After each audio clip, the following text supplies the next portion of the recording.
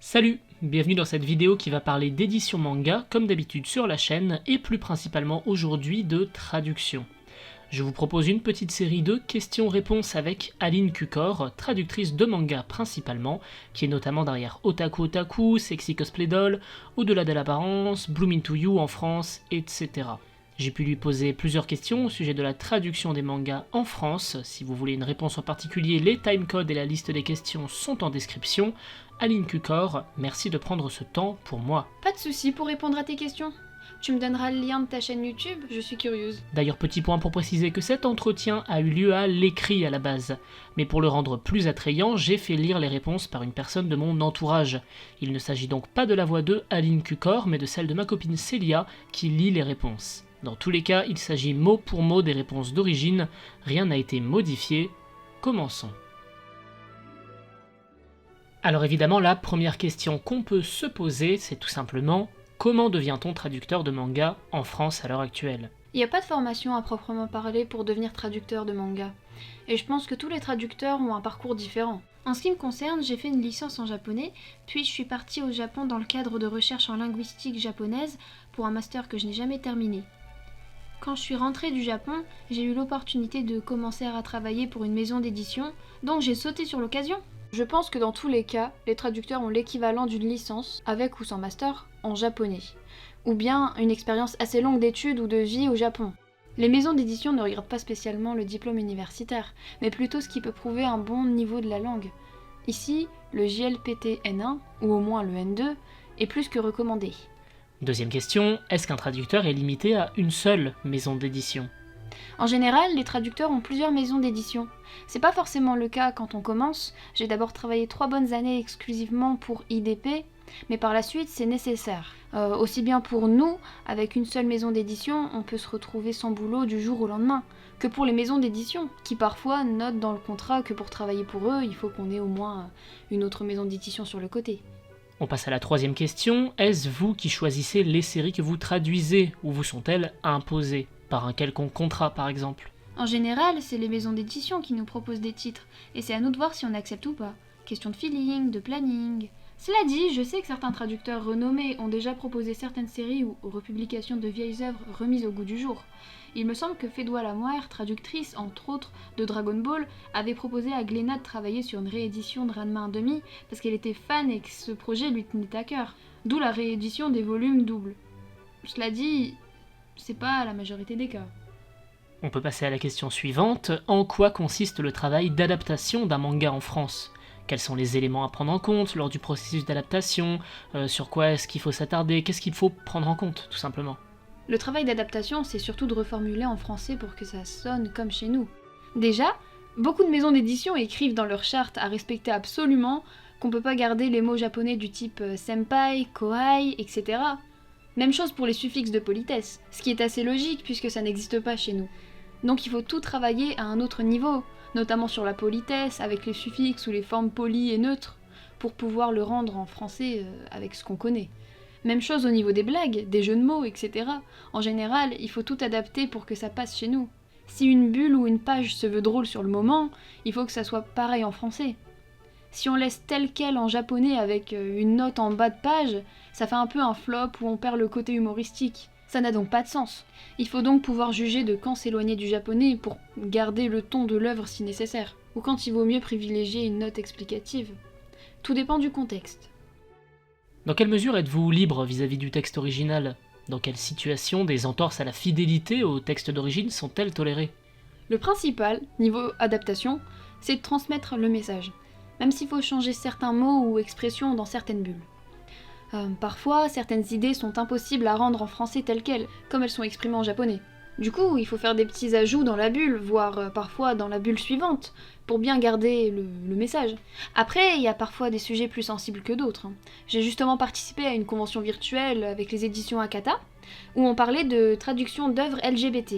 Parfois, le temps est très péjoratif en japonais, alors que c'est pas spécialement voulu dans l'histoire.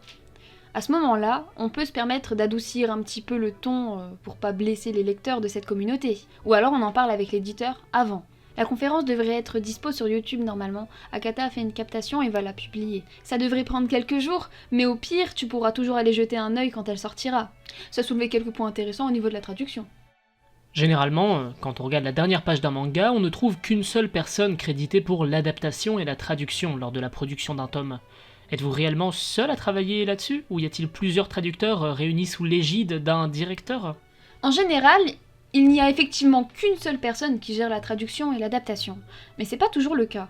Il y a certaines œuvres où plusieurs traducteurs bossent ensemble, quand le sujet peut être particulièrement complexe, ou juste pour des traducteurs qui ont l'habitude de travailler en binôme. Sinon, je travaille aussi pour les éditions Black Box, et là c'est un peu différent. Moi je m'occupais de la traduction, pure et simple, et je travaillais en binôme avec une adaptatrice qui repassait derrière moi. C'est pas du tout le même travail. Du coup, là, je faisais ma traduction, mais si je bloquais un peu sur certaines tournures de phrases, je laissais telles quelles, etc. Je n'avais pas trop à m'en soucier puisque c'était le job de quelqu'un d'autre, mais on travaillait ensemble du coup. Ça représente moins de boulot, mais c'est aussi moins bien payé. Et je trouve ça un peu perturbant. Je connais pas toutes les maisons d'édition, mais à ma connaissance, c'est la seule à fonctionner comme ça. Sinon, il y a souvent des relecteurs quand même, pour les fautes de frappe, les tournures qui peuvent être un peu maladroites parfois. Chez Kana, ça passe par un relecteur qui corrige quelques trucs, puis le fichier me revient. Je check les corrections ou suggestions et je donne mon avis. Tu as parlé plutôt de traducteur renommé, mais qu'est-ce qui fait cette renommée exactement ? Je suppose que c'est un nombre de tomes ou alors un nombre de tomes vendus peut-être ? La renommée, je pense que c'est surtout d'abord le nombre d'années dans le milieu, ce qui est quand même un gage de qualité. Après, évidemment, il faut quand même traduire un certain nombre d'œuvres. Puisque c'est à force de voir le nom assez régulièrement qu'on se dit « Tiens, il traduit beaucoup quand même ce traducteur ». Puis disons qu'avec l'expérience, les maisons d'édition confient des séries de plus en plus intéressantes. Celles qui vont faire des cartons ou du moins être plus connues. Quand on traduit un titre peu connu, bah le nom reste peu connu aussi. Si tu traduis One Piece, Dragon Ball, Naruto, ce genre de série à succès, bah les gens repèrent plus vite ton nom. C'est aussi un gage de qualité pour les autres maisons d'édition, genre tiens, on lui a confié telle série, ça veut dire qu'on avait confiance en lui, etc. Ça n'a pas grand chose à voir avec la rapidité, l'efficacité, à mon avis.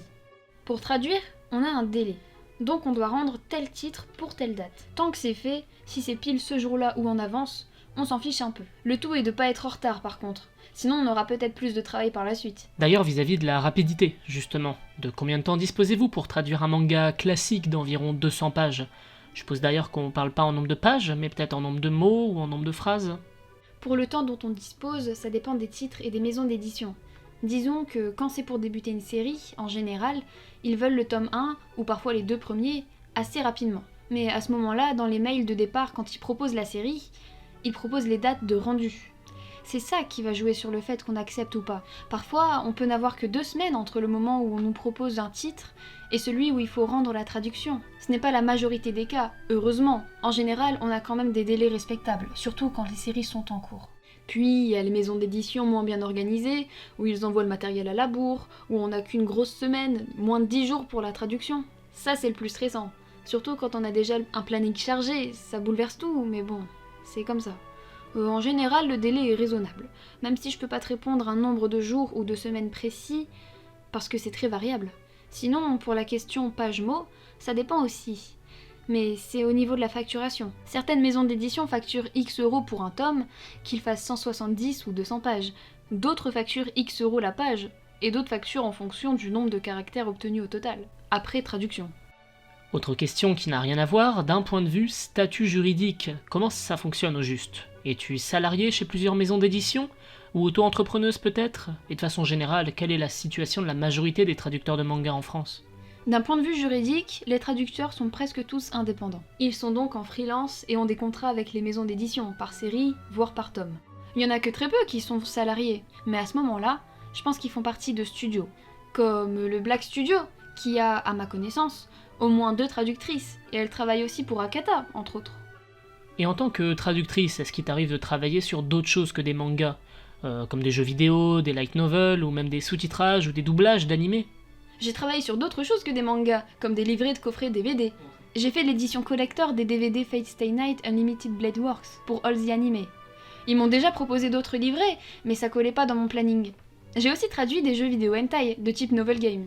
Mais là, je t'avoue que j'ai assez de boulot dans le manga pour me limiter à ça. J'aimerais bien traduire des jeux vidéo Nintendo un jour, mais ça risque de ne pas être possible, parce que chez eux ce sont des salariés. Dommage. Sinon, peut-être qu'un jour je ferai du sous-titrage d'animé. Mais du doublage, c'est encore différent. Et je ne sais pas trop comment ça fonctionne au niveau de qui ils recherchent, qui ils embauchent. Mais pourquoi pas, un jour. L'avantage, c'est qu'on peut faire différentes choses si on en a envie et qu'on en a l'opportunité. Je sais qu'il y a aussi des traducteurs qui ont un autre boulot sur le côté, et qui font de la trad de manga à mi-temps en plus, par passion ou pour arrondir les fins de mois. D'accord, bah très bien. Merci beaucoup pour ces réponses. Pas de soucis, et heureuse d'avoir pu t'aider. Voilà, cette entrevue touche à sa fin, j'espère que ça vous a plu, et j'essaierai d'en refaire d'autres si c'est le cas avec d'autres personnes, d'autres milieux peut-être, toujours en rapport avec l'édition manga évidemment. Merci encore à Aline Cucor pour ses réponses, et à Célia pour sa voix et ses dessins, c'est elle qui a fait les petits personnages, histoire d'animer un peu la discussion. Sur ce, n'hésitez pas à laisser en commentaire ce que vous en avez pensé, c'est la première fois que je fais ça, donc je vais être particulièrement friand de vos retours. Sur ce, je vous dis à très bientôt, portez-vous bien, bye.